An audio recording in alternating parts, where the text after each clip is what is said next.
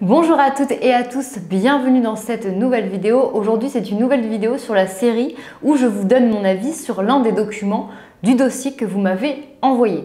Je précise que les documents que je reçois, ce sont des candidates qui ne sont pas dans notre prépa en ligne, donc qui n'ont pas d'accompagnement, de cours, de PDF, etc. et de conseils pour faire leurs documents. Ce sont des élèves qui se préparent seuls. Donc j'ai reçu, suite à mes publications Instagram, des documents que j'ai choisis au hasard. Là, je vais vous parler d'une lettre de motivation. Je ne l'ai pas lue, je ne sais pas qui c'est, je choisis vraiment au hasard. Je ne peux même pas prévenir lorsque je fais les vidéos parce que je ne sais pas à qui m'adresser. C'est vraiment un pur hasard. On va commencer tout de suite avec la lettre de motivation. Je vais vous donner mon avis. C'est juste un avis, ce n'est pas les corrections dignes de la prépa, je le rappelle. Je vais vous mettre une capture d'écran avec le document. Le document m'a été envoyé donc de façon numérique, mais il va falloir le faire de façon manuscrite pour l'école, je vous le rappelle également. D'emblée, là, je vois un premier problème, c'est que normalement, la lettre de motivation est censée tenir sur une page, donc 15 à 20 lignes. La plupart des écoles ont cette directive.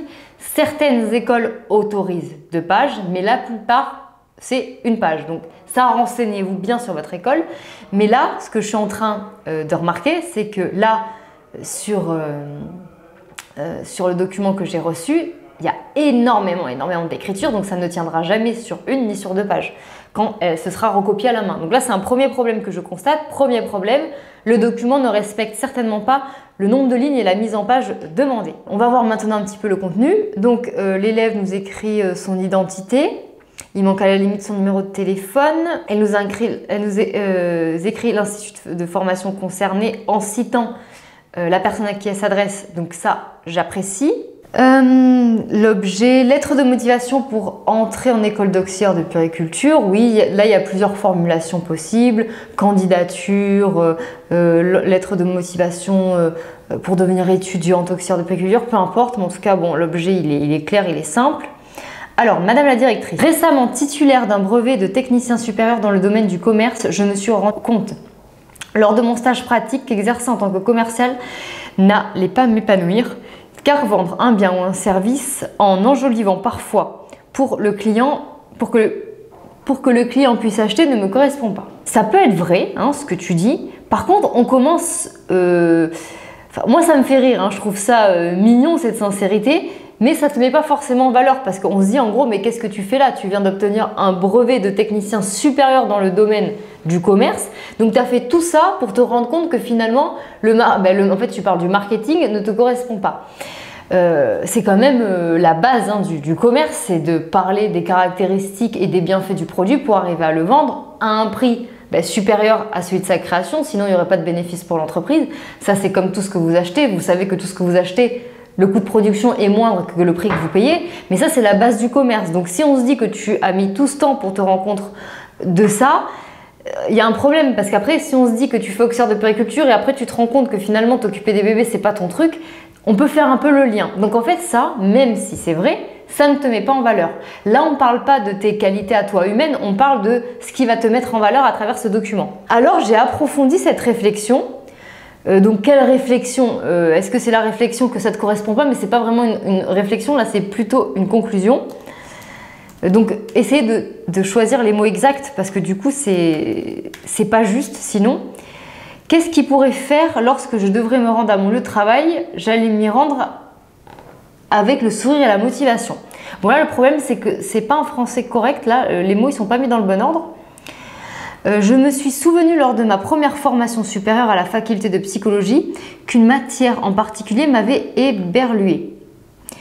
La psychologie clinique du développement. Ça me fait rire les mots que tu emploies. Éberluée, je ne l'aurais pas mis dans ce contexte, même si c'est pas faux. Mais c'est vrai que ça fait pas très lettre de motivation, quoi. C'est un petit peu trop... je dirais pas personnel, parce que c'est pas ça qui me gêne. Mais non, je n'aurais pas dit ça.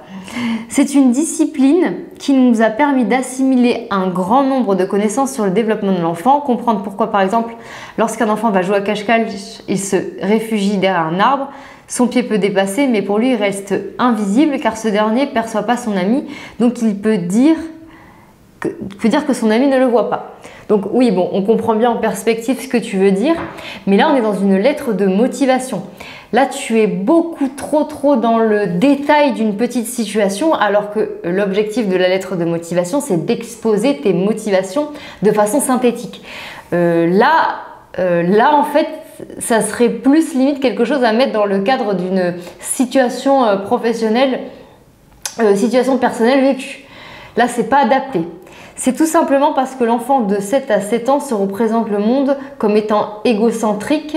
Donc, pour lui, il ne voit pas son adversaire. L'autre ne peut le voir également. Là, le problème, c'est que tu emploies des mots où tu ne maîtrises pas exactement dans quel contexte il faut le mettre. Il faut les mettre, pardon. Donc, ça ne sonne pas juste. Et là, vraiment, le problème, c'est que dans une lettre de motivation, on n'écrit pas ce genre de choses. Là, l'objectif, c'est juste de parler de toi, de tes motivations, de pourquoi tu te présentes à l'école, quelles sont tes qualités, tes compétences, pourquoi tu as choisi cette école, etc. Là, tu parles, tu donnes ton avis, ton opinion, tes sentiments. Ce n'est pas le lieu pour exposer ça dans ce document. J'ai trouvé cette manière vraiment très intéressante parce qu'elle m'a permis de comprendre certains comportements chez l'enfant qui auparavant étaient des grands points d'interrogation comme mon exemple précédent. Mon intérêt pour le domaine de la petite enfance prend donc place petit à petit. De plus, lorsque j'ai compris que c'était auprès des enfants que je voulais exercer ma future profession, j'ai postulé en 2019 pour un poste d'animatrice au sein d'une association pour enfants. Ce poste m'a ravie car j'ai appris à analyser et comprendre les besoins de l'enfant et y répondre de manière à ce qu'il puisse me comprendre. Ce poste m'a ravie car j'ai appris à analyser et comprendre les besoins de l'enfant et y répondre de manière à ce qu'il puisse me comprendre. Non, ben non, parce que c'est pas à l'enfant de te comprendre, se sentir grandir. Par exemple, lorsqu'un enfant avait des difficultés à faire ses lacets, je lui montrais sur une de ses paires de chaussures comment faire à l'aide d'un cheminement ludique.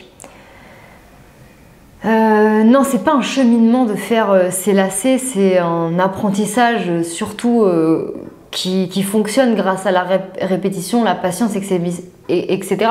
Mais le cheminement, c'est plus quelque chose d'intérieur ou d'une introspection. C'est comme une introspection intérieure. On chemine pas de façon ludique pour faire ses lacets. Tu as une difficulté, c'est que tu emploies des mots qui ne sont pas mis dans le bon cadre.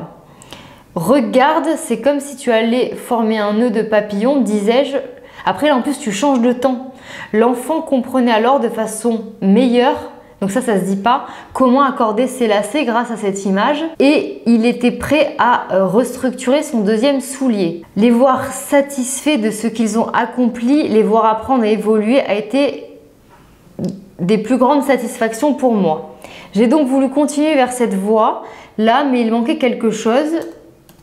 Pardon, mon ordinateur s'est déconnecté. Je voulais en effet travailler auprès d'enfants, mais surtout être plus proche d'eux et de leurs parents. Mon job de babysitting m'a permis de constater cela. Pareil, on n'emploie pas comme mot babysitting ou babysitter, etc.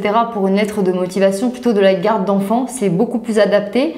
J'avais la responsabilité d'un nourrisson de 2 mois, donc il était impératif d'être à l'écoute des parents afin de recueillir les informations importantes.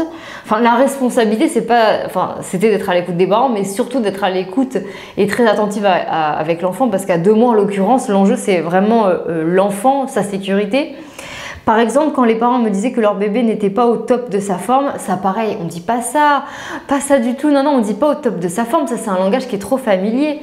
C'est étonnant parce que tu emploies des mots comme éberlué, comme cheminement ludique, qu'est-ce que tu as dit d'autre qui était un petit peu sorti de son contexte. Tu as dit des mots comme ça, tu as mis soulier, on l'emploie plus, on dit chaussures, mais bon, pourquoi pas. Et après, tu dis top de sa forme, parce que du coup, tu emploies un langage très élaboré, mais que tu n'es pas dans le bon contexte, mais après, tu écris qu'un bébé n'est pas au top de sa forme. Un bébé, il ne doit pas être au top de sa forme. Un bébé, soit il va bien parce que son état clinique le